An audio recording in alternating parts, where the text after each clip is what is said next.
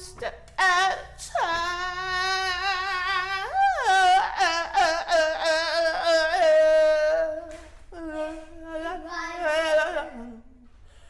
One step at a time.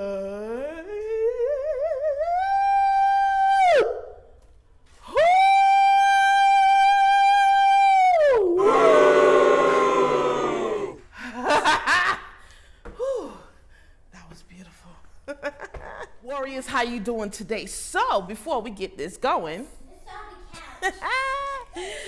if you haven't, I'm going to give you this time right now to subscribe. So go ahead while I wait.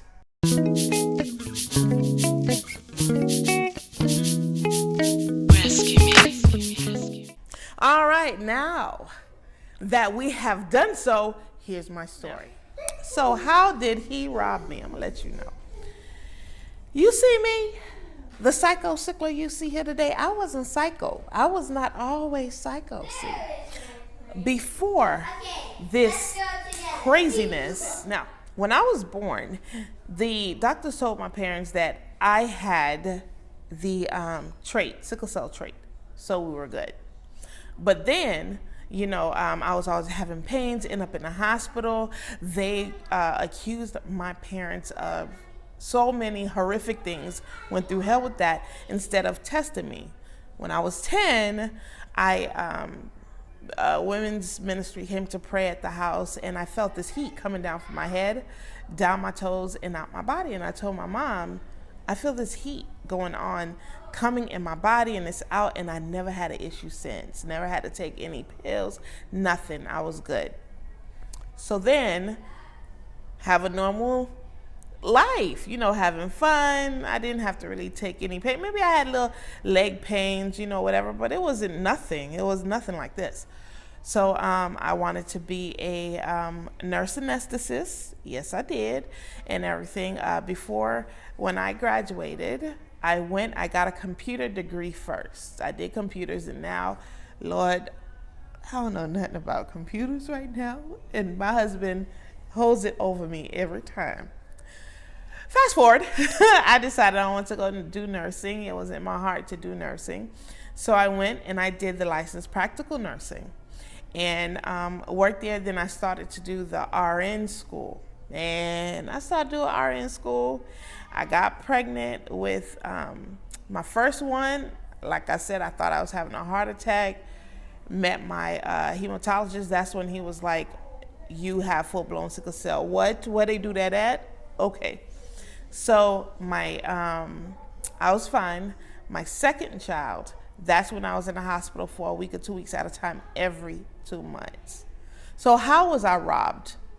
This is how sickle cell has robbed me.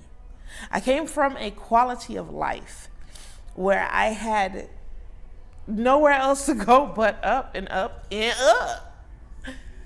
But that thing just took me by surprise. So, what is it doing to me now? What is it doing? So here's a quick scenario on how my new norm is, cause sickle cell crisis be rolling up on you like, this thing gonna be off the chain. It's gonna be lit. We're gonna have a good day. I'm feeling good. I'm feeling right. So, hey, let's get this going. Brace yourself, fool. Time's up. Daddy's here to play. What? Oh my God. I'm going down, dig it. Oh, dang. One last way of how I was robbed. I can't do a lot of things that a lot of you guys can do with your family or with your friends or whatever. I get phone calls, hey, you know, let's go out or this and that, whatever. I'm always under the sheets or at home fighting some pain.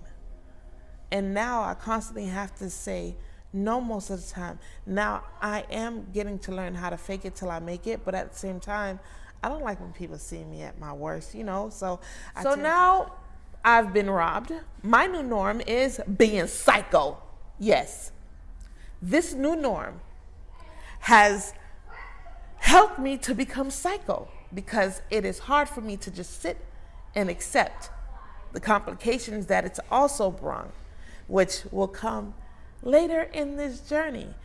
Examples: PCOS, sickle retinopathy. I'll get into that later, but yeah. So now, sometimes when I go pick up my kids from gymnastics or I take them out to eat, one time I had to go to Pollo Tropical, got them something to eat. We had to stay in the car for an hour and a half because it was so bad, like really bad, and I had to work to try to manage it or whatever. But I don't like when my family see me in this situation, and I feel like I'm a burden. They have to drag me in this path we call life, and I'm no use to them.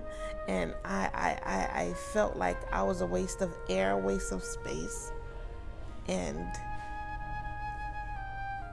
watching them not being able to have the luxury of being dependent, but they have to be independent because I'm in the hospital. So now we're going to work on not letting our issues, our illness, our anxiety, our depression, our family, our friends, our relationships, anything deter us or stop us from reaching our goals or controlling us, but we will control it. So let's move all that aside and try to look above and look at the glass half full. We got lemons, make lemonades. Got cherry, make cherry juice, cherry cake, something. So that is how I got robbed. And for me, I think that is the biggest robbery of all. But now, with my family and you guys and my church family, just take it one step at a time, guys. One step at a time. Yeah, yeah. How that song go again? Am I singing it wrong? I think I'm out of tune. Is it one step at a time? No, one step. Anyways, don't mind me. Don't mind me. If you like these videos, please comment, subscribe, and give a thumbs up. Don't forget to share too. Share. Subscribe. Subscribe.